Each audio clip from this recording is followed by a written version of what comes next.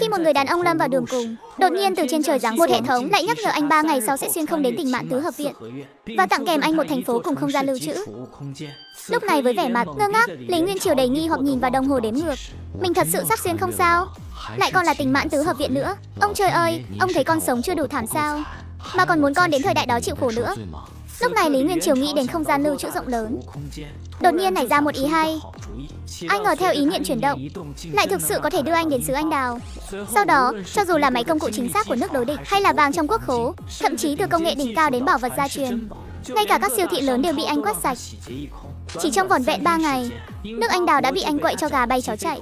Lực lượng cảnh sát toàn quốc đều đang truy bắt tên trộm như bóng ma này. Nhưng ngay khoảnh khắc vòng vây sắp khép lại, Senna, người hàng xóm tốt của tôi. Giây tiếp theo, Lý Nguyên Triều hóa thành một làn khói xanh biến mất không dấu vết. Ông Dịch à, ông phải làm chủ cho nhà tôi đấy. Cái thằng nhái tuyệt tự nhà họ Lý và con nhỏ danh con đó. Dựa vào cái gì mà vẫn chiếm giữ 2 căn phòng chứ? Trong khi nhà tôi 5 miệng ăn, lại phải chen chúc trong một căn phòng. Thế này không công bằng. Cùng lúc đó, Lý Nguyên Triều ở trong phòng tỉnh dậy liền nghe thấy tiếng cãi vã. Anh vừa tiếp nhận những ký ức thừa ra trong đầu, vừa xa lồng ngực đang đau âm ỉ. Hóa ra nguyên chủ cũng trùng tên trùng họ với anh. Cha là cảnh sát nhân dân, cách đây không lâu đã hy sinh khi làm nhiệm. Còn mẹ làm việc ở nhà máy thép cũng không may gặp tai nạn, mất chưa được mấy ngày, vì đồn công an và nhà máy thép đều đưa tiền trợ cấp và để 2 căn phòng lại cho 2 anh em họ. Nhưng đáng hận là mụ giả Trương Thị kia vì muốn tranh giành nhà mà làm nguyên chủ tức giận đến mức chót. Khá khen cho bà giả Trương Thị, lại dám bắt nạt người khác như thế. Anh tỉnh rồi. Lúc này Lý Nguyên Triều nhìn thấy một đứa trẻ trừng, một bé gái khoảng 10 tuổi, cũng là đứa em gái ruột duy nhất của anh trên thế gian này. Anh, cha và mẹ đều mất cả rồi. Em còn tưởng anh cũng không cần em nữa. Tú Nhã, em yên tâm đi. Anh không sao, nhìn đứa em gái từ nay về sau phải nương tựa vào nhau mà sống này. Trong lòng Lý Nguyên Triều ngổn ngang trăm mối tơ vò. Mà lúc này, tiếng ồn ào bên ngoài lại càng lúc càng lớn. Ông Dịch, ông là đại gia quản sự của viện chúng ta mà. Ông xem chuyện này phải làm sao đây? Cả nhà lớn 5 miệng ăn của chúng tôi bây giờ trong bụng Hoài Như lại đang mang thai một đứa nữa. Căn nhà của tôi thực sự không tài nào ở nổi nữa rồi. Đúng vậy đó đại gia, nhà chúng cháu thực sự rất khó khăn. Nguyên Triều và em gái cậu ấy ở 2 căn phòng lớn như vậy thì lãng phí quá. Chi bằng trước tiên nhường một phòng cho chúng cháu, đợi nhà chúng cháu khấm khá hơn. Tần Hoài Như nói được một nửa rồi không nói tiếp nữa. Mà mọi người đều hiểu rõ ý tứ trong lời nói của chị ta. Dĩ nhiên, hàng xóm láng giềng biết thì biết vậy, nhưng chuyện của nhà họ giả, họ căn bản không muốn dính líu vào. Mọi người đều là hàng xóm trong cùng một viện, lý ra nên giúp đỡ lẫn nhau. Nhà họ giả bây giờ đúng là khó khăn. Đông Húc hiện giờ sức khỏe lại không tốt, con thì đông mà phòng lại ít, đây là sự thật. Lúc này Lý Nguyên Triều đã đứng dậy, lập tức chú ý đến người trung niên đang nói trong đám đông. Thợ nguội bậc 8, Dịch Trung Hải, một kẻ ngụy quân tử thích đứng trên đỉnh cao đạo đức. Mở miệng là hàng xóm hòa thuận, ngậm miệng là đại cục làm trọng. 2 kẻ bên cạnh ông ta cũng chẳng phải hạng tốt lành gì. Ông Dịch nói đúng, viện chúng ta phải nói chuyện đoàn kết. Thằng nhóc nhà họ Lý, cháu là một thanh niên sức dài vai rộng, tổng không thể trơ mắt nhìn nhà họ giả mẹ góa con côi mà không có chỗ ở chứ. Tôi thấy cũng có lý, như một căn phòng ra cũng coi như là giúp đỡ hàng xóm láng giềng rồi. Lưu Hải Trung và Nhan Phú Quý cũng phụ họa theo. Nhưng khi họ nói như vậy, những hàng xóm khác trong sân cũng bắt đầu xì xào bàn tán. Nhà họ giả đúng là khá đáng thương. Đông Húc dạo này còn bị bệnh, 5 người chen chúc trong một căn phòng, như vậy thì thật sự quá chật chội. 2 anh em nhà họ Lý kia cũng thảm mà. Bố mẹ vừa mới mất không lâu, thảm thì thảm thật, nhưng cũng không thể chiếm chỗ mà không dùng đến được. 2 căn phòng cho 2 đứa nó thì lãng phí quá. Nghe những lời bàn tán này, ánh mắt của Lý Nguyên Triều lập tức lạnh lẽo hẳn đi. Thật là một cái sân tử tế, thật là một khu láng giềng hòa thuận, cho thấy lũ người này bắt nạt trẻ mồ côi lại rất đoàn kết đấy. Lý Tú Nhã cảm nhận được ác ý truyền đến từ trong sân, sợ hãi lập tức nép mình ra sau lưng anh trai. Còn Lý Nguyên Triều đang kìm nén cơn giận hiểu rõ, nếu hôm nay không vượt qua được cửa ải này, đừng nói là căn nhà, thì sau này anh và em gái ở trong khu tập thể này chắc chắn sẽ bị người ta mặc sức chèn ép. Ái cha, cái đồ tuyệt tự nhà ngươi mà cũng dám bước ra đây. Vừa rồi ngươi còn dám động tay động chân với tôi. Tôi nói cho ngươi biết, chuyện này chưa xong đâu. Hôm nay nếu ngươi không nhường căn nhà ra, tôi sẽ lên đồn cảnh sát kiện ngươi tội sàm sỡ. Ngươi dám đánh tôi à? Cái đồ không bằng cầm thú kia, đồ tuyệt tự trời đánh, ngươi lại dám ra tay đánh tôi. Loạn thật rồi. Hành động này của Lý Nguyên Triều trực tiếp làm chấn động toàn trường. Không ai ngờ tới, thằng nhóc nhà họ Lý vốn dĩ nhu nhược lại dám ra tay đánh người.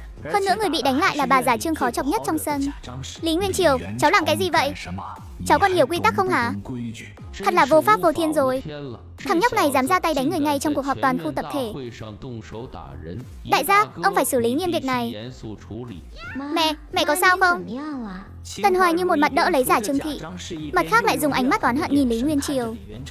Thế nhưng Lý Nguyên Triều hoàn toàn không hề sợ hãi ánh mắt của Tần Hoài Như, mà cúi người xuống, một lần nữa túm lấy cổ áo của giả Trương Thị, giống như đang xách một con gà con vậy, nhấc bổng bà ta từ dưới đất lên. Cháu hỏi ba bảo cháu sắm sỡ bà phải không? Phải, là mày. Khi nào à? Thì vừa mới nãy, ở chỗ đó. Ngay trong phòng của mày. Ai đã nhìn thấy? Bọn họ rồi có ai nhìn thấy tôi động tay động chân với bà ta không? Câu nói này vừa thốt ra khiến mọi người xung quanh lập tức im phăng phắc. Lúc này không ai dám tiến lên nói thêm một lời nào. Thực tế họ chỉ nhìn thấy giả Trương Thị hùng hổ xông vào nhà họ Lý, sau đó nghe thấy bà ta ở trong phòng gào thét chửi bới, chứ hoàn toàn không có ai thấy Lý Nguyên chưa động tay động chân với bà ta cả. Theo pháp luật nhà nước, vu khống người khác vô căn cứ, hủy hoại danh dự người khác gọi là tội vu khống. Nếu tình tiết nghiêm trọng, gây ra ảnh hưởng xấu thì sẽ phải ngồi tù đấy. Ba hở ra là nói tôi giở trò đồi bại. Bằng chứng đâu? Nhân chứng đâu? Chẳng có cái gì cả, chỉ dựa vào cái mồm không bằng không chứng của bà. Tôi thấy không phải tôi giở trò đồi bại, mà là bà muốn cướp nhà của tôi, nên cố ý đổ vấy cho tôi chứ gì. Nói xong Lý Nguyên Triều liền buông giả Trương Thị ra, để mặc bà ta ngồi bệt dưới đất. Sau đó anh lại nhìn sang Tần Hoài Như đang khóc sướt mướt ở bên cạnh. Còn chị nữa, Tần Hoài Như, chị nói nhà chị khó khăn đông người không đủ chỗ ở. Nhà chị khó khăn thì có liên quan gì đến tôi không? Chị nói trong bụng chị có đứa bé, lẽ nào cái thai đó là của tôi sao? Phụt một tiếng, không biết là ai trong đám đông đã không nhịn được mà bật cười thành tiếng. Còn Tần Hoài Như thì đỏ bừng cả mặt. Sao cậu có thể nói như vậy? Tôi nói làm sao? Tôi nói không phải sự thật à? Chị mang thai cũng đâu phải con của tôi. Dựa vào cái gì mà bắt tôi nhường nhà cho chị? Nhà chị không đủ chỗ ở thì chị đi tìm phường, tìm nhà máy, chứ tìm tôi là cái lẽ gì? Còn nữa, Dạ Đông Húc nhà chị giờ đang nằm liệt giường, nhà máy chắc chắn có trợ cấp. Dựa vào đâu mà nói nhà chị khó khăn mà lại bắt nhà tôi phải gánh chịu? Lý Nguyên Triều nói xong quay đầu lại nhìn Dịch Trung Hải đang cố tỏ ra không liên quan. Bác là thợ bậc 8, cũng là người có uy tín nhất trong viện này. Bác vừa nói hàng xóm láng giềng phải giúp đỡ lẫn nhau. Cháu tán thành, nhưng giúp đỡ lẫn nhau không phải là sự áp đặt đạo đức không có giới hạn, càng không phải là dung túng cho kẻ khác cưỡng đoạt tài sản. Với tư cách là đại gia, chưa hỏi rõ chẳng đen đã bắt cháu nhường nhà. Đây gọi là công bằng sao? Bác gọi đây là chủ trì công lý à? Lời nói của Lý Nguyên Triều đánh thét, khiến Dịch Trung Hải á khẩu không trả lời được, khuôn mặt già nua đỏ bừng như gan lợn. Ông ta muốn phản bác nhưng lại phát hiện mình không thốt nên lời. Còn mọi người xung quanh đều nhìn Lý Nguyên Triều bằng ánh mắt kinh ngạc. Đây vẫn là thằng nhóc nhà họ Lý lầm Lý ít nói đó sao? Sao cứ như biến thành người khác vậy? Thằng nhóc này không chỉ dám ra tay, mà miệng lưới còn sắc bén như thế. Chỉ vài câu đã khiến đại gia phải cứng họng.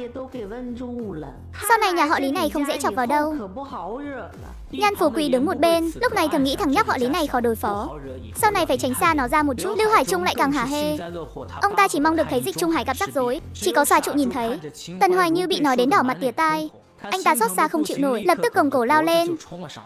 Này thằng nhóc kia, cậu nói chuyện với chị Hoài Như kiểu gì thế? Cậu có biết nói tiếng người không? Trụ tử, Dịch Trung Hải lập tức kéo xòa trụ lại. Nhưng không ngờ Lý Nguyên Triều hoàn toàn không để xòa trụ vào mắt, mà cuối cùng liếc nhìn Dạ Trương Thị đang nằm bẹp trên đất, lạnh lùng buông một câu: hôm nay tôi nể mặt mọi người đều là hàng xóm nên bỏ qua, nhưng nếu còn có lần sau ba con dám đến nhà tôi gây chuyện, hoặc là ở bên ngoài ăn nói sằng bậy, làm hỏng danh tiếng của tôi và em gái tôi, thì Lý Nguyên Triều tôi chắc chắn sẽ dạy bà cách làm người. Nói xong, anh không thèm quan tâm đến bất kỳ ai, dắt em gái sau lưng quay người đi vào phòng. Mà Giả Trương thì lúc này lại bất chấp bò từ dưới đất lên. Bà ta lại chỉ vào cửa phòng Lý Nguyên Triều mà chửi rủa ầm ĩ. Thằng danh kia, mày còn dám đóng cửa à? Mày mau cút ra đây cho tao. Đánh bà già này rồi mà mày muốn xong chuyện thế sao? Không đời nào, chuyện hôm nay chúng ta chưa xong đâu. Quá đáng, thật là quá đáng. Thằng Lý Nguyên Triều này đúng là không coi trưởng bối ra gì. Lưu Hải Trung đứng bên cạnh thấy vậy, cũng vội vàng thêm dầu vào lửa. Lão Dịch, tôi thấy chuyện này không thể bỏ qua như vậy được. Thằng nhóc đó dám ra tay đánh người, có lần thứ nhất thì sẽ có lần thứ hai. Chúng ta không thể để nó lấn tới như vậy. Đại gia à, ông phải làm chủ cho chúng tôi đấy. Mẹ tôi lớn tuổi thế này rồi mà bị nó đánh ra nông nỗi này. Thế này thì sau này bà còn mặt mũi nào nhìn ai nữa? Vừa dứt lời, cả cái sân bỗng chốc lại loạn như cào cào. Ngay lúc bọn họ đang hò hét đòi khiến Lý Nguyên Triều phải trả giá, một giọng nói vang dội từ cổng truyền vào. Làm cái gì đấy? Mọi người tụ tập ở đây làm gì thế? Không có việc gì làm rồi phải không? Ái cha, cảnh sát Vương, sao anh lại tới đây? Chúng tôi không có chuyện gì lớn đâu. Chỉ là chút mâu thuẫn nhỏ giữa hàng xóm thôi. Cách làm của thằng nhóc nhà họ Lý tuy không đúng, nhưng chuyện xấu trong nhà không nên rêu rao ra ngoài. Chuyện này mà đưa lên đồn cảnh sát thì mặt mũi của một người quản sự như tôi biết để vào đâu. Mâu thuẫn nhỏ? Tôi vừa ở đầu ngõ đã nghe thấy có người đòi đánh đòi rước rồi. Thế này mà ông gọi là mâu thuẫn nhỏ à? Khi Dịch Trung Hải đang định giải thích với cảnh sát Vương thì ngay lúc này Lý Nguyên Triều dắt tay em gái lại bước ra một lần nữa. Đồng chí cảnh sát, tôi muốn báo án. Nguyên Triều, cháu đừng có làm loạn. Chuyện nhỏ nhặt này không cần phải làm phiền. Cảnh sát Vương đâu? Có gì chúng ta tự giải quyết trong sân. Chuyện nhỏ? Bà ta nhục mạ anh em cháu mà là chuyện nhỏ sao? Tự giải quyết? Giải quyết thế nào? Phải chăng chuyện gì cũng phải nghe theo lời của vị đại gia như ông, là phải nhường lại căn nhà của hai anh em tôi, rồi để mặc cho bà ta chỉ thẳng vào mặt mắng chúng tôi là đồ lưu manh, là đồ tuyệt tự hay sao? Nói xong anh liền không thèm để ý đến nữa. Sắc mặt ông ta lúc xanh lúc trắng. Dịch Trung Hải chỉ tay vào Giả Trương Thị rồi bắt đầu phân trần, kể lại rành mạch toàn bộ quá trình sự việc. Thưa đồng chí cảnh sát, bà ta xông vào nhà tôi không chỉ đánh anh em tôi mà còn không ngừng thá mạ chúng tôi. Hơn nữa bà ta còn vu khống tôi là đồ lưu manh một cách vô căn cứ. Giả Trương Thị mưu toàn thông qua cách này để ép buộc anh em tôi phải giao ra nhà cửa. Cha tôi là Lý Vệ Quốc ở đồn cảnh sát Tiền Môn. Tôi khẩn cầu tổ chức hãy đứng ra đòi lại công bằng cho chúng tôi. Khi cảnh sát nghe thấy cái tên Lý Vệ Quốc, họ cũng vô cùng kinh ngạc. Mặc dù họ và Lý Vệ Quốc không làm cùng một đồn cảnh sát, nhưng đối với Lý Vệ Quốc, người anh hùng đã hy sinh vì nhiệm vụ trong quá trình truy bắt đặc vụ, thì đó chính là tấm gương để họ học tập. Khỏi phải nói, hậu duệ của một người anh hùng như vậy mà bị bắt nạt, họ đương nhiên không thể khoanh tay đứng nhìn. Tôi hỏi bà, những gì cậu ấy nói có phải sự thật không? Tôi không có. Là nó đánh tôi trước mà. Đồng chí cảnh sát, các anh nhìn mặt tôi này. Vậy tại sao cậu lại đánh bà ta? Một viên cảnh sát trẻ tuổi khác nhìn về phía Lý Nguyên Triều, nhẹ giọng hỏi han. Thưa đồng chí cảnh sát, bà ta xông vào nhà tôi bắt nạt anh em tôi còn chưa nói, lại còn nguyền rủa cha mẹ đã mất của chúng tôi. Trong lúc uất ức tôi mới đẩy bà ta một cái. Mày nói dối, rõ ràng mày đã tát tao một cái cháy má. Đủ rồi, mau im miệng cho tôi. Là cảnh sát phụ trách khu này, Giả Trương Thị là người thế nào? Cảnh sát Vương đương nhiên hiểu rõ. Bà trước là tự ý xông vào nhà dân, sau lại nhục mạ gia đình liệt sĩ, bây giờ còn ở trước mặt công an mà cãi chày cái cối. Bà đi theo tôi về đồn một chuyến để giải trình rõ ràng mọi chuyện. Vừa nghe thấy phải đến đồn cảnh sát, Giả Trương Thị lập tức hoảng hốt. Bà ta ôm chặt lấy chân Tần Hoài Như mà gào khóc thảm thiết. Hoài Như, con mau nói với cảnh sát đi. Tôi không phải loại người như thế đâu mà. Đồng chí công an, mẹ tôi cũng chỉ là nhất thời hồ đồ thôi. Bà ấy tuổi đã cao rồi, mong anh hãy tha cho bà ấy lần này. Tuổi cao không phải là lý do để xáo phạm pháp luật. Đưa đi ngay lập tức. Một viên cảnh sát khác bước tới, xốc Giả Trương Thị lên định đưa đi. Giả Trương Thị hoàn toàn ngẩn người, gào rú lên như bị chọc tiết, hai chân cũng đạp loạn xạ dưới đất. Nhưng làm vậy cũng chẳng ích gì. Cuối cùng bà ta vẫn bị lôi xềnh xệch ra khỏi tứ hợp viện. Từ đầu đến cuối, tất cả mọi người trong sân đều bàng hoàng chứng kiến cảnh này. Không ai ngờ tới, kẻ ngang ngược hống hách cả đời như Giả Trương Thị cũng có ngày hôm nay. Ông Dịch, ủy ban đường phố để ông làm đại gia quản sự trong sân, không phải là để ông dĩ hòa xảo quý một cách mù quáng. Giải quyết vấn đề phải có nguyên tắc và công bằng. Nếu ông còn tiếp tục bao che như vậy thì tôi sẽ phải đi nói chuyện với chủ nhiệm Vương đấy.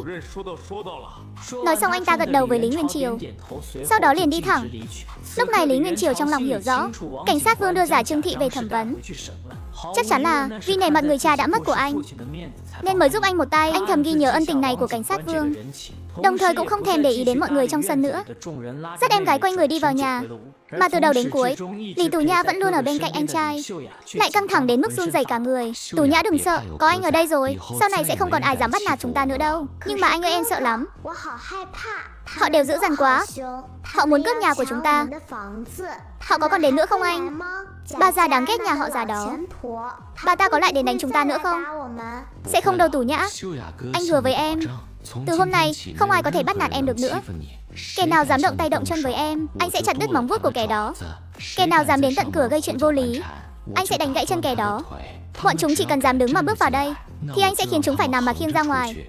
Lời nói của Lý Nguyên Triều vô cùng kiên định. Lời nói của anh khiến cô bé vô thức ngừng nức nở, đồng thời đôi mắt ngây người nhìn anh. Người anh trai trước mắt hình như đã hoàn toàn khác trước rồi. Nhưng sự khác biệt này lại khiến cô bé cảm thấy một sự an tâm chưa từng có. Ngoan, không khóc nữa. Xem em khóc lem nhem như mèo hoa rồi kìa. Bụng có đói không? Anh đi nấu cơm cho em ngay đây. nhưng trong nhà hình như chỉ còn lại một ít bột ngô thôi. Sau khi cha mẹ mất, tiền từ tất dù đã được báo cáo lên, nhưng vẫn chưa được phát xuống. Còn số tiền tiết kiệm trước đó, trong cuộc họp toàn khu nhà, lại bị ép quyên góp một phần với lý do nhà họ Giả khó khăn. Lúc này, số tiền còn lại của hai anh em cũng chỉ đủ để sống cầm hơi. Trong căn bếp trống rỗng, chỉ có một chiếc tủ bếp cũ kỹ và hai cái nồi đen thui. Trong tủ đúng như dự đoán cũng chỉ có một chiếc túi vải nhỏ, bên trong đựng nửa túi bột ngô vàng khè. Bên cạnh còn có một ít dưa muối khô héo. Đây chính là toàn bộ lương thực hiện tại của hai anh em. Ngay lập tức, sắc mặt Lý Nguyên Triều trở nên tái mét. Anh biết tất cả đều là sự tính toán của nhà họ Giả, hay cho nhà họ Giả, hay cho một đại gia. Đúng là tính toán thật kỹ lưỡng. Thật sự là đã dồn người ta vào đường cùng rồi. Nhưng mà bây giờ hi hi, ý niệm của anh vừa động, trong nháy mắt đã tiến vào không gian. Trong không gian đều là những thứ anh vơ vét được từ các ngân hàng lớn. Ở nước Anh Hoa, chính là số vàng đang tỏa ra ánh sáng chói mắt. Ở một góc khác, xe tăng, xe thiết giáp và các loại súng ống, đạn dược cũng được xếp đặt vô cùng gọn gàng. Dĩ nhiên bên cạnh những mặt hàng thiết yếu này, nhiều nhất vẫn là các loại vật tư khác nhau: gạo trắng, bột mì, dầu ăn, đồ hộp, các loại thịt, rau củ, cái gì cũng có. Lý Nguyên Triều không do dự, dùng ý niệm di chuyển một túi bột mì trắng tinh, một chai dầu hạt cải trong vắt, vài quả trứng gà tơi tròn trịa, còn có một miếng thịt ba chỉ mỡ nạc xen kẽ. Thậm chí anh còn tìm thấy một thùng sữa đóng gói tinh xảo và một gói thịt bò khô. Những thứ này liền xuất hiện không tiếng động trên bàn bếp. Để không bị người khác phát hiện sơ hở, anh lập tức đem bột mì và dầu hạt cải đổ hết vào các hũ đựng trong nhà bếp. Sau đó lại ném bao bì trở lại không gian thứ nguyên. Làm xong những việc này, Lý Nguyên Triều liền không chút do dự bắt đầu nhào bột. Cô bé ở căn phòng khác nghe thấy tiếng động, liền tò mò chạy đến xem tình hình. Chỉ là khi thấy Lý Nguyên Triều đang nhào bột, hơn nữa bên cạnh còn đặt một hộp thịt lớn, cả người liền sững sờ tại chỗ. Anh ơi, những thứ này ở đâu ra vậy? Lý Nguyên Triều vừa nhào bột vừa giải thích. Đây là hồi ba chúng ta còn làm cảnh sát. Ông ấy biết tình hình bên ngoài không ổn, nên đã bí mật tích trữ một ít phiếu mua hàng và dùng tiền đổi lấy những thứ này. Trước đây luôn giấu đi để phòng lúc cần kíp. Hôm nay đều được anh lấy về rồi. Lời giải thích này tự nhiên rất hợp tình hợp lý. Dù sao cha của họ cũng là cảnh sát, có chút quan hệ và tầm nhìn xa cũng là điều dễ hiểu. Hơn nữa cô bé tuổi còn nhỏ, cũng dễ bị qua mặt. Chỉ là không muốn nhắc đến người cha đã khuất. Viền mắt cô bé lập tức lại đỏ hoe. Được rồi, Tú Nhã, em đừng nghĩ nhiều nữa. Đây đều là những gì ba mẹ để lại cho chúng ta. Linh hồn của họ ở trên trời, cũng hy vọng chúng ta có thể sống thật tốt. Em nói có đúng không? Rất nhanh, 2 bát mì trứng thịt thái lát nóng hổi đã ra lò. Tú Nhã mau ăn đi. Ăn xong rồi em nếm thử cái này gọi là sữa bò. Ngọt lắm. Lý Tú Nhã nhìn bát mì trước mặt và một bát sữa nữa. Trong phút chốc, nước mắt lại bắt đầu rưng rưng. Sau đó cô bé cầm đũa ăn một miếng mì, đôi mắt lập tức sáng rực lên, bởi vì cô bé chưa bao giờ được ăn thứ gì ngon đến thế. Ăn được một nửa, cô bé bỗng nhiên dừng đũa lại. Cô bé gắp quả trứng ốp la trong bát mình lên, run rẩy đặt vào bát của Lý Nguyên Triều. Anh ơi, anh ăn đi. Trong lòng Lý Nguyên Triều cảm thấy ấm áp. Anh lại gắp quả trứng trả về bát cô bé. Em ăn đi, em đang tuổi ăn tuổi lớn mà, phải ăn nhiều một chút. Sau này anh sẽ để em bữa nào cũng được ăn thịt. Người hiện đại xuyên không đến tỉnh Mãn Tứ Hợp Viện, mang theo hệ thống bên mình. Bất kỳ sự kiện nào bất lợi hay có lợi cho bản thân, hệ thống đều sẽ thông báo trước. Tình báo hôm nay, Lý Phú Quý ở phòng nhân sự nhà máy thép, vào lúc 3 giờ chiều nay sẽ đem suất làm việc của mẹ cậu bán cho cháu ngoại của ông ta với giá 200 tệ. Hay lắm, công việc ở nhà máy thép à? Mình còn chưa kịp đến hỏi thăm, đã có kẻ có ý đồ nẫng tay chân rồi. Theo chính sách của thời đại này, mẹ đã mất, mình là con trai trưởng, hoàn toàn có tư cách tiếp quản vị trí này. Nhưng giờ lại có kẻ muốn cướp lấy. Đây là coi khinh mình chỉ là một thằng nhóc, chẳng hiểu biết gì nên dễ bắt nạt sao? May mà hệ thống báo là 3 giờ chiều, vẫn còn một khoảng thời gian, mình có thể suy nghĩ kỹ lát nữa sẽ đến nhà máy thép thế nào để đối phó với bọn họ. Tuy nhiên, ngay khi anh đang cân nhắc cách đối phó, thì đột nhiên trong sân vang lên một tiếng khóc lóc om sòm quen thuộc. Thằng ngoắt con đáng chết, mày cút ra đây cho tao, cái thứ không có lương tâm nhà mày. Mày dám tống bà già này vào đồn cảnh sát ngồi cả đêm. Bố mẹ mày trên trời có linh thiêng đang nhìn mày đấy. Mày lại đối xử với bậc bề trên như vậy sao? Bà con lối xóm ơi, ra đây mà xem này. Cái thế đạo này còn có vương pháp nữa không? Thằng danh còn bắt nạt người già trong khu nhà rồi. Cái mụ già này, không ngờ lại được thả ra nhanh như vậy. Chuyện này đúng là nằm ngoài dự tính của mình. Anh ơi, khi cô bé nghe thấy tiếng của già Trương Thị, là tiếng làm loạn của mụ đàn bà, khuôn mặt nhỏ bỗng tái nhợt. Tú Nhã đừng sợ, có anh ở đây, em cứ ở trong nhà cho ngoan. Cứ xem anh giải quyết mụ già họ già kia thế nào. Nói xong Lý Nguyên Triều lập tức đi ra ngoài. Mà ở bên ngoài, sau khi bị công an giáo huấn một lại bị nhốt một đêm ở đồn cảnh sát, già Trương Thị lúc này đang tràn đầy khí thế chống nạnh, đứng trước cửa nhà Lý Nguyên Triều chửi bới om sòm. Bà già nhà họ Giả này sao mới bị nhốt có một đêm đã được thả rồi nhỉ? Ai bảo không phải chứ? Tôi còn tưởng phải bị nhốt 2 ngày cơ đấy. Các người nghĩ nhiều rồi. Bà ta cũng đâu có phạm pháp gì. Cùng lắm là giáo huấn vài câu thôi. Nhưng một đêm cũng đã là nặng lắm rồi. Nhưng mà nói đi cũng phải nói lại.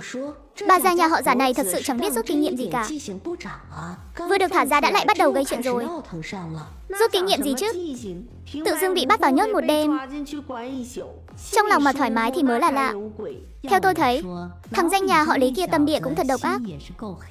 Dám ở trước mặt cả khu viện, chẳng nể mặt ai chút nào, cứ thế tống mụ già kia vào trong đó. Mẹ bớt nói vài câu đi. Tôi bớt nói à? Dựa vào cái gì chứ? Chị cũng là đồ không có lương tâm. Tôi bị đưa đến đồn cảnh sát, chị cũng chẳng thèm đến thăm tôi lấy một cái, làm tôi cả đêm vừa bị lạnh vừa bị đói. Đợi lát nữa tính sổ với thằng danh họ Lý kia xong, về nhà xem tôi thu xếp chị thế nào. Thằng danh mồ côi họ Lý kia, hôm nay nếu mày không cho tao một lời giải thích, tao sẽ đâm đầu chốt ở cửa nhà mày. Lúc Giả Trương Thị đang chửi bới hăng say trước cửa, lúc này thấy Lý Nguyên Triều lững thững tiến về phía bà ta. Mày muốn làm gì? Vừa nãy con chửi bới bài bản lắm. Giờ thấy vẻ mặt giận dữ của Lý Nguyên Triều, Giả Trương Thị sợ tới mức nói không nên lời. Tao nói cho mày biết, mọi người đều đang đứng nhìn ở đây đấy. Nếu mày còn dám động thủ thì tao sẽ đi tìm công an. Nhưng Lý Nguyên Triều vẫn không nói gì, mà đi thẳng về phía cổng khu viện. Mọi người thấy vậy thì ngơ ngác không hiểu gì, nhưng rất nhanh ánh mắt của họ đã thay đổi. Lúc này thấy Lý Nguyên Triều cúi người nhặt một viên gạch mà Nhan Phú Quý thường dùng để chặn cửa, sau đó lại quay người đi về phía Giả Trương Thị. Những người hàng xóm vốn đang đứng xem náo nhiệt, tức thì hít vào một ngụm khí lạnh. Giỏi thật đấy, thằng nhóc này không lẽ định cho bà già họ Giả một trận vỡ đầu thật sao? Thằng nhóc này cũng chưa biết chừng đâu. Bây giờ nó không còn là cái hũ nút lầm lì như trước nữa rồi. Lúc này, người đứng bên cạnh Giả Trương Thị là Tần Hoài Như cũng bị dọa cho không nhẹ. Nhưng rất nhanh, chị ta đành bấm bụng ngăn trước mặt Giả Trương Thị. Lý Nguyên Triều, em đừng kích động. Xảy ra chuyện là em phạm pháp đấy. Nguyên Triều, cháu phải bình tĩnh. Chuyện này không thể để cháu làm cản được. Đúng đó Nguyên Triều, Giả Trương Thị tuổi tác đã lớn rồi. Cháu còn trẻ mà. Không đáng đâu, cháu mau vứt viên gạch đó đi. Nhưng Lý Nguyên Triều hoàn toàn không thèm đếm xỉa đến nhóm người này, mà trực tiếp ném viên gạch trong tay bay đến dưới chân Giả Trương Thị. Chẳng phải bà nói muốn đâm đầu chốt ở cửa nhà tôi sao? Tôi thấy bà cũng đừng đâm vào cửa nữa, cứ dùng viên gạch này tôi tặng bà, dùng sức đập đầu vào đó. Mọi chuyện đều được giải quyết hết. Nếu như bà không xuống tay được thì tôi có thể giúp bà một tay. Câu này vừa nói ra, tức thì khiến mọi người có mặt tại hiện trường hít vào một ngụm khí lạnh. Con Giả Trương Thị nhìn viên gạch trước chân mình, lại càng không nói nên lời. Đừng nhìn bà ta ngày thường hay làm loạn đòi sống đòi chết, nhưng đó đều là để dọa người mà thôi. Bà cái gì? Sao bà không dám? Không dám thì mau cút xéo đi cho tôi. Đừng có đứng đây làm chướng mắt trước cửa nhà tôi. Nói xong, anh đi thẳng đến trước mặt Giả Trương Thị, tung chân đá viên gạch đó về lại cạnh cửa. Bạch một tiếng, viên gạch đập vào bức tường gạch xanh, sau đó rơi xuống đất phát ra một tiếng trầm đục. Tiếng động bất ngờ này thực sự làm cho Giả Trương Thị giật bắn người. Bà ta vốn dĩ còn định mắng vài câu, nhưng vừa chạm phải ánh mắt của Lý Nguyên Triều, đôi mắt lạnh lùng đó khiến bà ta sững sờ không dám hé răng nửa lời. Cuối cùng, bà ta cũng chỉ đành nhếch nhác chạy về hướng nhà mình. Lúc này Lý Nguyên Triều thấy Tần Hoài Như vẫn còn đứng trước cửa nhà mình, lại còn một tay đang ôm lấy vị trí ngực trái. Cậu cố ý làm như không nhận ra. Sao Giả Trương Thị đi rồi mà chị vẫn chưa đi? Muốn ở lại ăn cơm mà. Tần Hoài Như há hốc mồm, cuối cùng cũng chỉ biết chửi thầm trong lòng là đồ khốn. Ôm lấy ngực rồi rời đi. Mẹ nó, cô nàng này cũng ấm áp thật. Ăn xong bữa trưa, Lý Nguyên Triều ước chừng thời gian đã hòm hòm, liền đi tới nhà máy thép Hồng Tinh. Xin dừng bước, đây là khu vực trọng yếu của nhà máy thép. Vui lòng xuất trình giấy tờ. Đồng chí, tôi là con trai của Vương Tú Liên, công nhân đã mất của nhà máy. Tôi tên là Lý Nguyên Triều. Hôm nay tôi đến là muốn hỏi về việc tiếp quản công việc tại vị trí của mẹ tôi. Vương Tú Liên sao? Thì ra là con trai của chị Vương. Chà, đã lớn thế này rồi sao? Cha của cháu chính là tấm gương để chúng ta học tập đấy. Nói xong, Nguyên Triều lấy ra sổ hộ khẩu đã chuẩn bị từ sớm và giấy chứng nhận của khu phố. Chàng trai à, việc cháu muốn hỏi là do phòng nhân sự quản lý. Cháu cứ đi thẳng từ đây vào.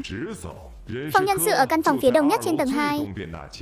Sau khi Lý Nguyên Triều nói lời cảm ơn, cậu theo chỉ dẫn của bảo vệ rất nhanh đã tìm thấy văn phòng của phòng nhân sự. Nhưng không ngờ Lý Nguyên Triều còn chưa mở cửa, đã nghe thấy tiếng trò chuyện từ bên trong truyền ra. Chú ơi, chú nói chuyện này liệu có thành công không? 200 tệ không phải là con số nhỏ đâu. Cháu cứ yên tâm đi, chú chắc chắn sẽ lo liệu cho cháu ổn thỏa. Vương Tú Liên đó đã chết rồi, tiền tuất cũng đã phát. Bây giờ, trong nhà chỉ còn lại một thằng nhóc trai trai và một đứa con gái nhỏ. Bọn chúng thì hiểu cái quái gì chứ? Cái vị trí này cứ để không đó cũng phí. Thà để cháu đưa 200 tệ mua lấy cái bát cơm sắc này. Thằng nhóc nhà cháu cứ lén mà vui mừng đi. Chả trách người ta bảo chỉ có chú là thương cháu nhất. Bên ngoài cửa, Lý Nguyên Triều đã nghe thấy tất cả những điều này. Ngay lập tức nổi trận lôi đình, anh không chút do dự nhấc chân đá văng cánh cửa lớn. Đứa nào không có mắt, muốn chết rồi đúng không? Cậu ở phân xưởng nào? Tôi không thuộc phân xưởng nào cả. Lý Phú Quý phải không? Tôi tên là Lý Nguyên Triều. Mẹ tôi là Vương Tú Liên. Mục đích tôi đến đây lần này chính là để hỏi về vị trí công tác của mẹ tôi. Câu nói cuối cùng của Lý Nguyên Triều ngay lập tức như tiếng sét giữa trời quang nổ vang trong lòng Lý Phú Quý. Chuyện này cũng trùng hợp quá rồi đó. Mình đang định bán suất làm việc của mẹ nó, sao nó lại tìm đến cửa nhanh như vậy chứ? Ô, hóa ra là Nguyên Triều. Cháu xem đúng là nước tràn miếu Long Vương rồi. Người một nhà mà lại không nhận ra nhau. Tôi là chú Lý của cháu đây. Hồi mẹ cháu còn sống, quan hệ của chúng ta tốt lắm.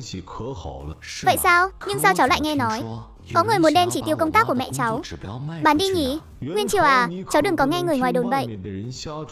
Chuyện này hoàn toàn không có đâu. Hơn nữa, chú Lý của cháu cũng không phải loại người đó. Chết tiệt, vừa rồi chắc chắn thằng danh này đã nghe thấy gì đó. Nếu không thì nó đã chẳng đạp cửa xông vào. Thật là xui xẻo. Số mình đúng là đen đủi quá mà. Trong lòng Lý Phú Quý vừa mắng chửi, vừa nhanh chóng suy tính. Ông ta đang nghĩ cách làm sao để lấp liếm chuyện này cho qua. Vậy sao, trưởng khoa Lý, nếu chú đã nói như vậy thì hôm nay cháu cũng chẳng còn gì để nói nữa.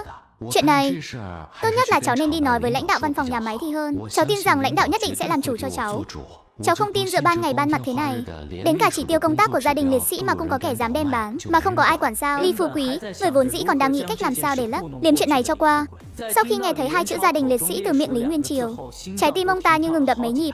Lúc này ông ta mới nhận ra, cha của Lý Nguyên Triều lại là người anh hùng đã hy sinh trong khi truy bắt đặc vụ. Có thể tưởng tượng được, trong thời đại này, sức nặng của hai chữ liệt sĩ là vô cùng lớn. Nếu chuyện này thực sự để thằng nhóc đó báo lên ban quản lý nhà máy, đừng nói là cái ghế trưởng phòng này của tôi, ngay cả công việc cũng có khả năng mất luôn. Không chỉ vậy, thậm chí còn có thể bị bắt lại để xử lý làm gương. Không được, mình nhất định phải giữ chân thằng nhóc này lại. Nghĩ xong, Lý Phú Quý lập tức thay đổi thái độ 180 độ. Khuôn mặt đầy vẻ nịnh bợ. Đừng, cháu Nguyên Triều. Là chú không đúng. Là chú nhất thời hồ đồ, bị mỡ lợn che mắt rồi. Cháu yên tâm, công việc của mẹ cháu chính là của cháu. Không ai cướp đi được đâu, công việc vốn dĩ là của cháu mà. Hàm ý trong câu nói rất rõ ràng, ý của Lý Nguyên Triều chính là Lý Phú Quý chỉ đưa công việc thôi. Là chưa đủ, mà Lý Phú Quý cũng là một kẻ lõi đời gian xảo. Cũng lập tức hiểu được ý tứ trong lời nói của Lý Nguyên Triều. Đúng, cháu Nguyên Triều. Công việc này vốn dĩ là của cháu. Chú với mẹ cháu quan hệ cũng khá tốt. Sau này cháu đến làm việc, chú nhất định sẽ chiếu cố cháu. Chú chắc chắn sẽ tìm cho cháu một sư phụ tốt. Cháu không cần sư phụ đâu. Chú cũng đừng có hứa hiu hứa vượn với cháu ở đây. Chú cứ cho cháu chút gì đó thực tế đi. Vừa nghe thấy thực tế, Lý Phú Quý liền lấy 50 đồng từ trên bàn ra. Cháu Nguyên Triều à, cháu xem, lúc mẹ cháu mất, bên chú đang bận quá nên không kịp đến dự tang lễ của mẹ cháu. Chú có 50 đồng ở đây, cháu cứ cầm lấy trước đi. Tiền thì thôi đi, nếu chú đã có lòng như vậy thì giúp cháu điều chuyển vị trí công tác đi. Cháu không muốn xuống phân xưởng đâu. Cháu không đi phân xưởng sao? Cháu à, cháu xem, chú chỉ là một trưởng phòng nhân sự thôi. Ngoài phân xưởng ra, những vị trí khác chú không thể bổ nhiệm được. Cháu yên tâm, cháu đã nghe ngóng rõ ràng rồi. Cháu không đi nơi nào khác đâu. Chú chuyển cháu sang phòng thu mua là được. Phòng thu mua à? Lý Phú Quý đang nghi hoặc nhìn Lý Nguyên Triều. Dẫu rằng phòng thu mua là một công việc béo bở, so với phân xưởng cũng tự do hơn nhiều, nhưng mà phòng thu mua không hề đơn giản như tưởng tượng đâu. Thằng nhóc này có làm được không đây? Còn Lý Nguyên Triều lúc này hoàn toàn không cho ông ta có quá nhiều cơ hội để suy nghĩ. Sao? Chú thấy khó xử à? Không khó chút nào. Phòng thu mua tốt mà, thường xuyên phải đi công tác, chạy đôn chạy đáo khắp nơi, có thể mở mang tầm mắt, lợi lộc cũng nhiều, với lại thời gian cũng tự do, cũng không cần ngày nào cũng phải ở lì trong nhà máy. Ngay khi nghe Lý Phú Quý nói như vậy, Lý Nguyên Triều càng thêm kiên định với lựa chọn của mình. Thân phận nhân viên thu mua đối với mình mà nói chính là sự yểm trợ tốt nhất. Lần này mình có thể mượn danh nghĩa đi công tác hoặc thu mua, đường chính lấy đủ loại vật tư từ trong không gian ra. Dù là tự mình dùng hay mang đi đổi tiền, đổi phiếu, chắc chắn đều có thể che giấu bản thân rất tốt. Nếu không, cứ dựa vào cái tính nết của lũ người trong viện kia, mình và em gái cứ cách dăm bữa nửa tháng lại ăn đồ ngon, không chừng có kẻ ghen ăn tức ở nào đó sẽ đi tố cáo mình mất. Được, vậy chúng ta quyết định thế nhé. Chốt thế đi, cháu cứ yên tâm, chuyện thủ tục cứ để chú lo. Chú đảm bảo sẽ lo cho cháu ổn thỏa mọi việc. Ngày mai nhé, ngày mai chú chắc chắn sẽ đưa giấy chứng nhận nhậm chức cho cháu. Nghe đối phương cam đoan, Lý Nguyên Triều vốn đang không cảm xúc, liền ôn tồn đứng dậy. Vậy thì làm phiền chú rồi ạ. Cháu trai, không phiền chút nào đâu. Sau này với chú đừng có khách sáo. Đây là Lý, Phú Quý khúm núm tiễn Lý Nguyên Triều ra tận cửa. Cho đến khi nhìn bóng dáng Lý Nguyên Triều biến mất nơi cầu thang, sắc mặt ông ta lập tức sa sầm xuống. Khốn thật, ta đây lăn lộn cả đời, không ngờ lại bị một thằng nhóc vắt mũi chưa sạch nắm thóp. Phòng thu mua cũng được, sau này cứ chờ mà xem. Tôi đoán là vì tính mạng và sự nghiệp của bản thân, Lý Phú Quý tuyệt đối không dám cho tôi leo cây đâu. Sau một phen náo loạn này của tôi và ông ta chắc chắn sẽ kết đoàn với nhau. Nhưng tôi chẳng sợ, chỉ cần ông ta không tìm tôi gây phiền phức thì tôi có thể coi như chuyện này chưa từng xảy ra. Còn nếu ông ta dám đến gây sự thì tôi có thừa cách để xử lý con sâu một này. Mọi chuyện coi như đã ổn thỏa một nửa. Lý Nguyên Triều tâm trạng khá tốt bước ra khỏi cổng. Nhóc nhà họ Lý, chuyện hỏi han đến đâu rồi? Coi như ổn thỏa một nửa rồi ạ. Phòng nhân sự, trưởng khoa Lý bảo cháu mai qua lấy giấy nhận việc. Vừa nghe thấy thế, hai anh bảo vệ đều nở nụ cười chân thành. Vậy thì tốt quá, chúc mừng em nhé. Sau này chúng ta là đồng nghiệp rồi. Anh tên là Vương Cường, còn anh ấy là Triệu Lôi. Sau này trong nhà mày nếu có ai dám bắt nạt em cứ ra cổng tìm hai anh em anh. Đúng vậy, cha em là anh hùng. Chúng ta đều là xuất thân quân ngũ, không thể để hậu duệ của anh hùng chịu uất ức được. Từ lời nói và thần thái của hai người này, Lý Nguyên Triều có thể cảm nhận được một sự chất phác từ tận đáy lòng. Sự thiện lương này hoàn toàn trái ngược với đám thú vật ở trong khu nhà kia. Cảm ơn hai anh. Sau này ở nhà máy thép, mong hai anh chiếu cố nhiều hơn. Ở cái thời đại mà ai nấy đều lo cái ăn, bữa nào cũng phải gặm bánh bao ngô này. Thế nhưng hai anh em mồ côi cha mẹ lại có thể bữa nào cũng được ăn cá ăn thịt thịnh soạn. Nhưng lần này hai người chỉ mới ăn một phần thịt bò hầm. Không ngờ tai họa lại từ trên trời ập xuống. Tiếp tập trước, Lý Nguyên Triều từ nhà máy thép trở về nhà, bèn bắt đầu chuẩn bị cơm tối. Anh vừa mới bước chân vào bếp thì Dịch, Trung Hoài và Xòa Trụ cùng những người khác cũng lần lượt đi vào đại viện. Tần Hoài Như đã đợi ở cổng từ sớm, thấy vậy liền vội vàng tiến lên. Một cách tự nhiên, chị liền đoạt lấy hộp cơm trong tay Xòa Trụ. Này, chị Hoài Như, chị đừng làm thế chứ. Xòa Trụ theo bản năng muốn đòi lại hộp cơm, nhưng không ngờ Tần Hoài Như lại nói một câu trực tiếp chặn đứng lời anh ta định nói. Trụ tử, cảm ơn cậu nhé. Đợi khi Đông Húc nhà chị khỏe lại, sẽ bảo anh ấy mời cậu uống rượu. Xòa Trụ há hốc mồm, cuối cùng vẫn không thể thốt nên lời. Để che đậy sự lúng túng, anh ta tiện miệng nhắc đến Lý Nguyên Triều. Chị Hoài Như, chị biết không, sáng nay Lý Nguyên Triều đã chạy đến nhà máy thép, nói là muốn nhận chức thay cho mẹ cậu ta. Hay là chị cũng tìm cách nói với lãnh đạo nhà máy xem, để vào làm thay vị trí của anh già. Việc này không dễ dàng vậy đâu. Bà Vương Tú Liên này mất cũng được một thời gian rồi. Theo lý mà nói, chỉ tiêu vị trí này nếu có thì đáng lẽ phải xuống từ lâu rồi. Kéo dài đến giờ vẫn không có động tĩnh gì. Chuyện thằng nhóc đó nhận chức, tôi thấy 89 phần 10 là hỏng rồi. Vị trí ở nhà máy thép đang khan hiếm lắm. Biết bao nhiêu người sứt đầu mẻ chán muốn vào. Lúc này giả Trương Thị đi tới, vẻ mặt càng thêm mỉa mai châm chọc. Thay chức gì chứ, Đông Húc vẫn còn sống sờ sờ ra đó. Thay cái chức gì, nếu nó đi làm thì cả gia đình này ai hầu hạ. Còn cái thứ xúc sinh nhỏ không biết kính trên nhường dưới kia nữa, nó mà vào được nhà máy thép thì đúng là ông trời không có mắt. Tốt nhất là để nó với cái đồ lỗ vốn kia cùng nhau hút khí trời mà sống. Lý Nguyên Triều hôm qua tát cho giả Trương Thị một bạt tai, khiến bà ta ghi hận cậu cả đời. Bà ta bây giờ chỉ mong Lý Nguyên Triều sụp đổ. Tam đại gia nói có lý đấy. Thời buổi này không có chút quan hệ nào mà muốn vào nhà máy lớn thì khó lắm. Thằng nhãi nhà họ Lý kia nhìn thì ngơ ngơ ngác ngác. Liệu có làm nên trò trống gì không? Tôi thấy mong manh lắm. Chắc là sôi hỏng bỏng không đi về rồi. 8 phần là đúng rồi. Mọi người không thấy lúc nó vừa về, cái mặt thì sưng xỉa lên, chẳng nói lấy một lời sao. Trong phút chốc, cả cái sân này hầu như không một ai tin tưởng Lý Nguyên Triều. Trong mắt họ, Lý Nguyên Triều chỉ là một đứa trẻ mồ côi cả cha lẫn mẹ, lại không quyền không thế, muốn lo liệu chuyện lớn như tiếp quản công việc vào nhà máy, căn bản là không thể nào. Mà trước kia vốn định bồi dưỡng giả Đông Húc, làm đứa trẻ để dưỡng giả cho mình. Từ sau khi giả Đông Húc ngã bệnh, điều này khiến trong lòng ông ta nảy sinh ý nghĩ khác.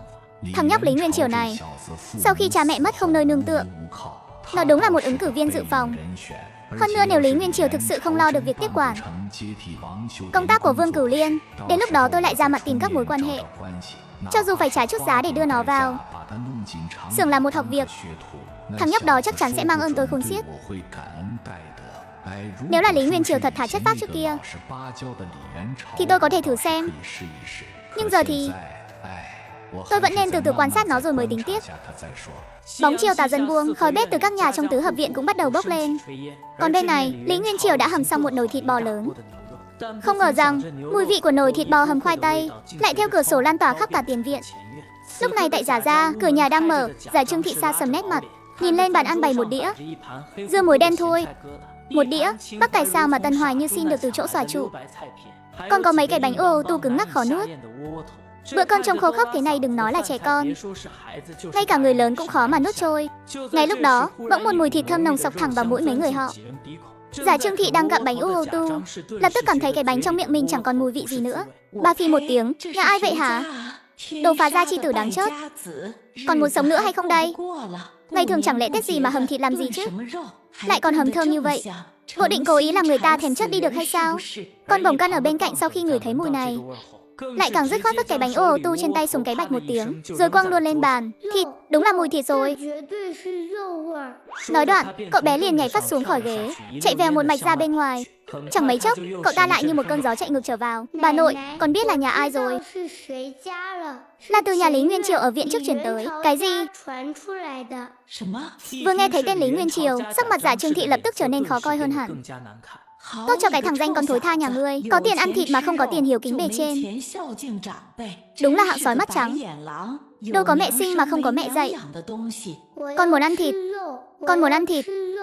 Bà nội ơi, con muốn ăn thịt. Nhìn bộ dạng này của đứa cháu nội bảo bối, Giả Trương Thị xót xa không thôi. Bà ta đảo mắt một vòng, lập tức đẩy chiếc bát không trước mặt ra phía trước. Hoài Như, chị sang nhà Lý Nguyên Triều xin một bát thịt về cho Bồng Cạnh ăn đi.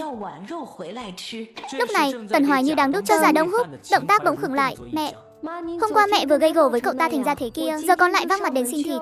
Sao cậu ta có thể cho được? Hơn nữa, dù không có chuyện hôm qua, trước đây nhà mình đối xử với cậu ta như vậy, trong lòng cậu ta chẳng lẽ không oán hận sao? Bát thịt này con không xin nổi đâu. Tần Hoài Như trong lòng hiểu rõ tình trạng bất hòa của hai nhà. Nếu Lý Nguyên Triều vẫn là cái người thật thà chất phác như trước kia, thì cô còn có thể đi thử một chuyến. Nhưng giờ tên đó đến cả mẹ chồng mà cũng dám đánh. Sáng nay tên đó còn chống đối làm tôi tức nghẹn lồng ngực. Đến giờ chạm vào vẫn còn thấy đau đây. Ái cha, giờ chị đủ lông đủ cánh rồi đúng không? Bảo chị đi thì chị cứ đi đi. Bồng Cạnh muốn ăn thịt. Chị làm mẹ kiểu gì thế? Chẳng lẽ nhận tâm nhìn? Đông Húc à? Con xem con cưới được người vợ tốt quá nhỉ? Bây giờ đến cả lời mẹ nói nó cũng không thèm nghe nữa rồi. Cái nhà này thân già này không ở nổi nữa rồi.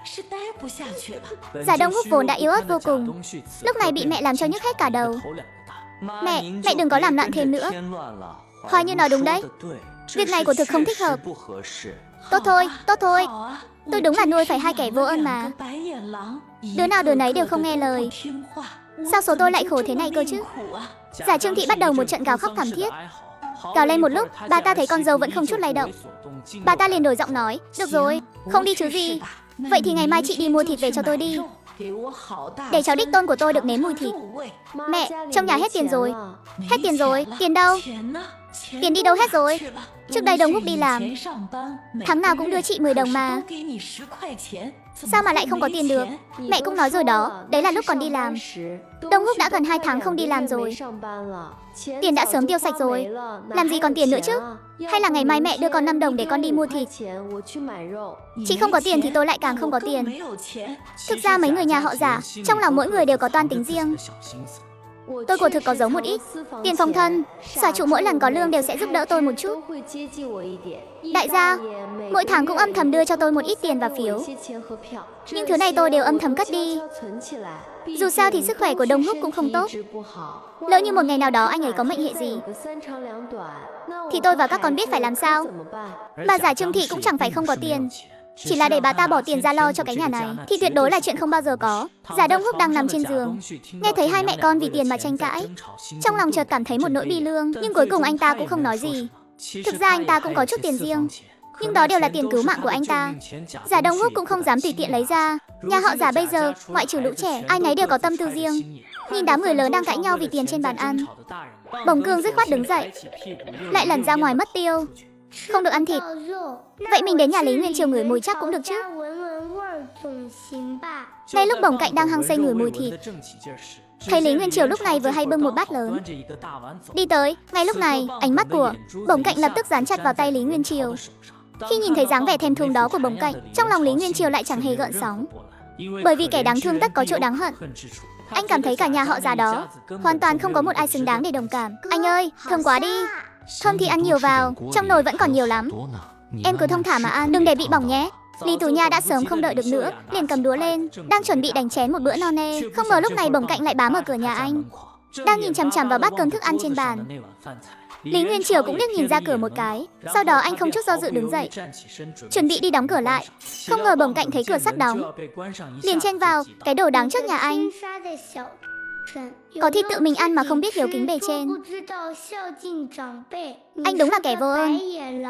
Sóng gió trong tứ hợp viện lại nổi lên, ngay cả Bổng Cạnh nhỏ bé dưới sự dẫn dắt của Giả Trương Thị cũng đã học được cách trừ người. Được lắm, cái đồ đáng trước nhà anh, có thịt tự mình ăn mà không biết hiếu kính bề trên. Anh đúng là kẻ vô ơn. Thực ra Lý Nguyên Triều không muốn chấp nhặt với đứa trẻ như Bổng Cạnh, nhưng ngặt nỗi đứa trẻ này ăn nói y hệt bà nội nó. May mắn ai đấy hả đồ nhãi danh. Chẳng phải anh là đồ có mẹ sinh mà không có mẹ dạy sao? Lúc này Bổng Cạnh cũng học theo dáng vẻ ăn vạ đó của Giả Trương Thị. Có điều nó còn chưa kịp nói hết câu, đã bị Lý Nguyên Triều túm lấy cổ áo xách bổng lên. Anh không khách khí giơ tay lên, nhắm thẳng vào mông nhỏ của Bổng Cạnh mà phát mấy cái. Tất nhiên Lý Nguyên Triều biết chừng mực, anh chỉ là muốn dọa cho Bổng Cạnh sợ mà thôi. Nhưng không ngờ Bổng Cạnh lập tức hét toáng lên một tiếng. Lý Nguyên Triều bị giật mình, lập tức buông tay ra. Giây tiếp theo khi vừa được giải thoát, Bổng Cạnh gào thét như bị chọc tiết rồi chạy thục mạng về nhà. Còn chưa đợi Bổng Cạnh chạy về đến nhà, Giả Trương Thị đã gào cái giọng khàn đặc như lệnh vỡ chạy sộc ra. Cháu nội ngoan của bà, mau nói cho bà biết là đứa nào dám bắt nạt cháu. Ba ơi, là Lý Nguyên Triều, là Lý Nguyên Triều. Vừa nghe thấy là Lý Nguyên Triều, Giả Trương Thị liền chạy sòng sộc đến trước cửa nhà Lý Nguyên Triều, lại một lần nữa chửi bới âm ĩ. Lý Nguyên Triều, cái đồ đáng rớt nhà mày, mày dám bắt nạt cháu tao à? Tao liều mạng với mày. Ba ơi, anh ta đánh cháu, cháu muốn ăn thịt nhà anh ta. Bà bảo anh ta đền thịt cho cháu đi. Lý Nguyên Triều ở trong phòng, khi nghe thấy cuộc đối thoại của hai bà cháu nhà này thì tức đến mất cười. Khá khen thật, Bổng Cạnh bé tí thế này mà đã học được cách ăn vạ người khác rồi. Còn hàng xóm láng giềng trong sân vốn chẳng biết chuyện gì đã xảy ra, họ chỉ biết là Lý Nguyên Triều đã đánh Bổng Cạnh. Có chuyện gì vậy? Sao lại đánh trẻ con thế kia?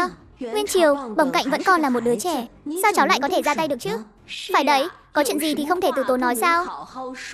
Nó là một đứa trẻ, có thèm ăn một chút, chạy đến cửa nhà cháu ngửi mùi thôi thì có làm sao đâu. Có nhất thiết phải động tay động chân không? Cháu làm thế này thật quá quát. Lúc này, những người hàng xóm không rõ chân tướng sự việc nhìn thấy Bổng Cạnh đang khóc lóc thảm thiết, họ đều cảm thấy là Lý Nguyên Triều không đúng. Thằng danh con, hôm nay chuyện này không xong đâu. Mày đánh cháu tao thì phải đền bù. Mày mau mang chậu thịt kia ra đây, để cho cháu tao ăn lấy lại tinh thần. Nó chỉ là ngửi mùi thôi sao? Mọi người phân xử giúp tôi với.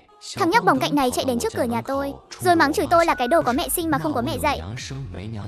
Mọi người xem tôi có nên dạy dỗ nó một trận không? Lời này vừa thốt ra, cả sân bỗng chốc im phăng phắc. Bởi vì họ đều biết miệng của Giả Trương Thị bẩn thỉu đến mức nào. Họ cũng đều đã quá hiểu rõ mà Bổng Cạnh lại là cháu nội của bà ta, nói ra những lời khó nghe như vậy cũng chẳng có gì lạ. Nó vẫn còn là một đứa trẻ, nó thì hiểu cái gì chứ? Cậu là người lớn mà lại đi chấp nhặt với nó làm gì? Cậu đúng là thấy Đông Húc nhà tôi đang nằm liệt giường, thấy mấy mẹ con tôi dễ bị bắt nạt chứ gì. Thôi được rồi, mọi người bớt nói vài câu đi. Chị dâu nhà họ Giả, chị cũng đừng ở đây gây chuyện nữa. Nhà chị cuộc sống vốn đã chẳng dễ dàng gì. Nguyên Triều à, Bổng Cạnh vẫn còn là trẻ con chưa hiểu chuyện, cháu chấp nhặt với nó làm gì? Trẻ con thì đứa nào chẳng thèm ăn, đều là hàng xóm láng giềng cả. Nhà Nguyên Triều hôm nay có món ngon, chia cho đứa nhỏ một miếng cũng là lẽ đương nhiên. Nguyên Triều, cháu mau đi múc cho Bổng Cạnh bát thịt đi. Chuyện này coi như qua đi. Múc cho nó bát thịt ư? Một chút tôi cũng không cho. Nói xong, anh cũng chẳng buồn tranh cãi với đám người này nữa, quay người dắt em gái đang đứng ở cửa đi vào trong nhà. Dầm nhân một tiếng, cánh cửa phòng bị đóng sầm lại nặng nề. Cô bé nhìn người anh trai đang tức giận, có chút sợ hãi. Thấy vậy, Lý Nguyên Triều vội vàng thay đổi sắc mặt mỉm cười. Em gái, em đừng sợ, chúng ta ăn cơm thôi. Còn những người đó, sau này hãy tránh xa họ ra một chút là được. Lý Tú Nhã gật đầu, bưng bát lên và lại ăn ngon lành. Thấy em gái không còn sợ hãi nữa, Lý Nguyên Triều dặn dò, Tú Nhã, anh nói với em chuyện này. Công việc của anh đã ổn định rồi, chính là ở nhà máy thép. Vài ngày nữa chắc là anh sẽ đi làm. Có thật không anh? Tất nhiên là thật rồi em. Sau này anh đi làm, ban ngày em ở nhà một mình, phải nhớ khóa cửa cho thật kỹ, ai gọi cũng không được mở, biết chưa? Vâng anh, em biết rồi ạ. Hai anh em ở trong nhà ăn cơm, còn ở bên ngoài, Giả Trương Thị vẫn còn đang mắng nhiếc không biết mệt mỏi. Cái thứ có sinh mà không có dưỡng kia. Cái thứ tâm địa thối nát. Ăn mày một mình mà không sợ bị trời đánh thánh đâm à? Phi, để xem mày với ba mẹ đã khuất của mày còn đắc ý được mấy ngày. Đồ không có lương tâm như mày sớm muộn gì cũng bị báo ứng thôi. Giả Trương Thị mắng chửi khó nghe vô cùng. Lúc này Dịch Trung Hải giận dữ quát tháo Nhan Phú Quý. Lão Nhan, ông còn nhìn cái gì nữa? Mau đi đóng cửa lớn lại đi. Con chưa thấy đủ mất mặt sao? Lúc này Nhan Phú Quý mới phản ứng lại. Ông ta vội vàng gọi hai đứa con trai đang tuổi lớn của mình đi đóng cửa. Chị dâu nhà họ Giả, chị bớt lời đi. Chuyện trong viện chúng ta, Phi. Dịch Trung Hải, đồ già không con cái. Ông đừng có ở đây mà giải nhân giả nghĩa với tôi. Đến một bát thịt ông còn không đòi về được, mà còn muốn con trai tôi phụng dưỡng ông lúc già sao? Cút đi mà nằm mơ giữa ban ngày đi. Lúc này Giả Trương Thị giống như một con chó điên, thấy ai cũng cắn. Ông, Dịch Trung Hải bị mắng đến mức mặt mày tái mét, đứng hình hồi lâu mà không nói được câu nào. Cuối cùng tức đến mức mặt tối sầm lại rồi đi về nhà. Mẹ làm cái gì vậy? Sao mẹ lại có thể nói chuyện với đại gia như thế chứ? Tần Hoài Như đánh liều tiến lên khuyên ngăn. Dù sao hiện giờ Đông Húc sức khỏe không tốt, sau này có lẽ còn phải trông cậy vào Dịch Trung Hải. Thế nhưng thấy Tần Hoài Như cũng dám lên tiếng nói mình. Giả Trương Thị giơ tay lên tát một cái bóp vào mặt cô ta. Khá khen cho cái đồ lăng loàn nhà mày. Đông Húc còn chưa mất mà mày đã bắt đầu lẳng lơ câu dẫn rồi. Sau này con trai tao mà có mất, chẳng phải mày sẽ gả cho lão già đó sao? Cái đồ không biết xấu hổ nhà mày. Hôm nay tao sẽ thay Đông Húc tát cho mày chết. Tần Hoài Như ông lấy má, cả người vẫn còn đang bàng hoàng. Mẹ, đừng gọi tao là mẹ. Nhà họ Giả chúng tôi không có loại hồ ly tinh như mày. Trong tiếng mắng nhiếc, Giả Trương Thị đánh Tần Hoài Như kêu gào thảm thiết. Cả khu tứ hợp viện toàn là tiếng khóc la của Tần Hoài Như và tiếng chửi bới của Giả Trương Thị. Cô bé ở trong nhà nghe thấy bên ngoài tiếng kêu la thấu tận trời xanh, lại sợ hãi nhìn về phía anh trai Lý Nguyên Triều. Đừng sợ, Tố Nhã đừng sợ. Em cứ coi như có hai con chó dại đang cắn nhau ngoài kia là được. Mau ăn cơm của em đi. Mọi chuyện đã có anh ở đây rồi. Tiếng chửi bới và khóc lóc bên ngoài cửa kéo dài khoảng chừng vài phút. Cuối cùng chỉ còn lại tiếng chửi rủa của một mình Giả Trương Thị.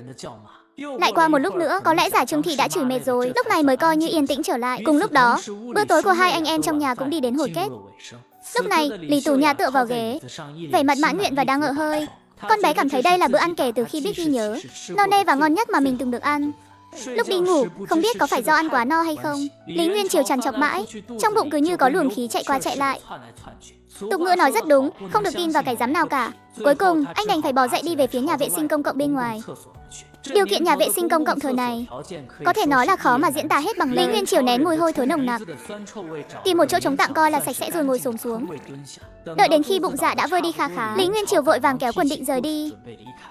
Nào ngờ, từ phía nhà vệ sinh nữa cách nhau một bước lại truyền đến một tràng chửi bới quen thuộc. Cái thằng xúc sinh đáng chết, ăn mảnh mà không sợ bị sét đánh à? Có thịt cũng không biết hiếu kính người già. Hại tôi ngày nào cũng phải ăn rau cám đến mức không đi cầu được.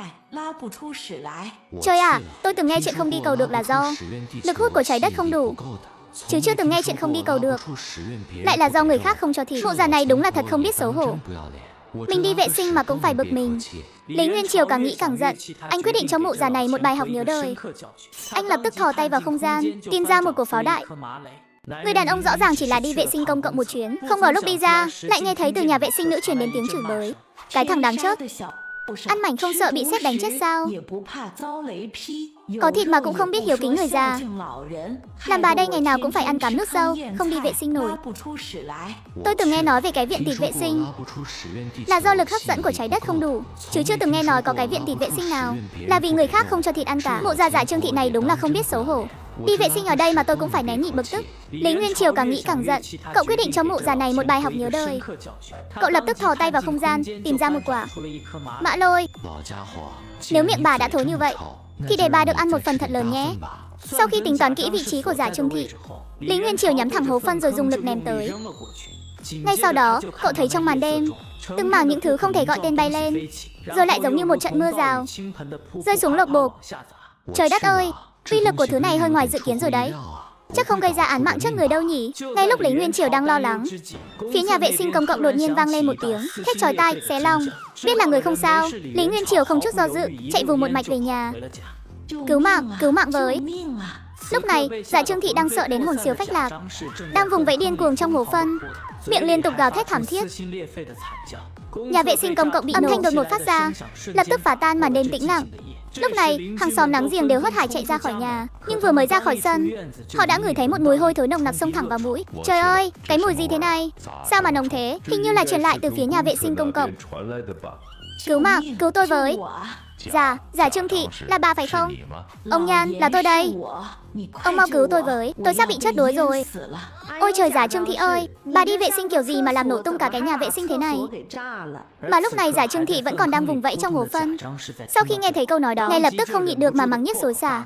Lão Tây họ Nhan, cái đồ đáng rớt kia, mau cứu tôi với. Nghe thấy lời này, Nhan Phú Quý hơi sững sờ. Chỉ là trong tình huống này mà bảo ông ta đi cứu người, ông ta thực sự không làm được. Chị Giả, chị cố chịu đựng nhé, nhất định phải cố trụ vững. Tôi về viện gọi người đến ngay đây. Nói xong, Nhan Phú Quý liền chạy thục mạng về phía đại viện. Mau đến đây cứu người với, có chuyện lớn rồi. Giả Trương Thị bị rơi xuống hố phân rồi. Ông ta vừa chạy vừa hét, âm thanh vang khắp cả khu tứ hợp viện. Lúc này, hàng xóm láng giềng nghe thấy động tĩnh đã thức dậy, cũng lần lượt bị dọa cho giật mình. Chỉ là khi họ vừa mới đến gần nhà vệ sinh công cộng, đã bị cảnh tượng trước mắt làm cho đứng hình tập thể. Chỉ thấy toàn bộ nhà vệ sinh xung quanh bừa bãi văng tung tóe khắp nơi. Đặc biệt là cái mùi hôi thối có thể làm người ta ngất lịm đi, chẳng khác nào vũ khí sinh hóa, khiến người ta căn bản không dám tiến lên. Xoài Trụ và Hứa Đại Mậu theo sau chân cũng bị hình ảnh trước mắt làm cho chấn động, bịt mũi né ra thật xa, sợ trên người bị dính phải một chút. Ôi trời, cái bà Giả Trương Thị này không chỉ cái miệng lợi hại, ngay cả đi vệ sinh cũng gây ra động tĩnh lớn thế này. Đây là phải tích tụ bao nhiêu năm mới có được cái uy lực này. Đúng lúc này, Tần Hoài như diều Giả Đông Húc đang ống liệt giường cũng vội vàng chạy tới. Giả Đông Húc nghe nói người trong hố phân đúng là mẹ mình, lập tức nước mắt rơi như mưa. Sư phụ, con xin ông nhất định phải cứu mẹ con. Đối mặt với lời cầu khẩn của đồ đệ, Dịch Trung Hải tiến thoái lưỡng nan. Cảnh tượng trước mắt này, ngay cả đại gia như ông ta cũng cảm thấy vô cùng khó xử và buồn nôn. Thế nhưng đúng lúc này, Dịch Trung Hải bỗng nhiên nhìn thấy Xoài Trụ đang đứng cùng tiểu tử nhà họ Nhan. Trụ tử, cậu mau qua đây.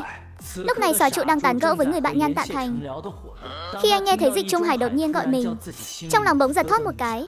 Trụ tử, trong viện này chỉ có cậu là thân hình vạm vỡ, sức lực lớn nhất. Bây giờ tính mạng con người là trên hết, việc cứu người này chỉ có thể trông cậy vào cậu thôi. Đừng, đại gia, ông tha cho tôi đi.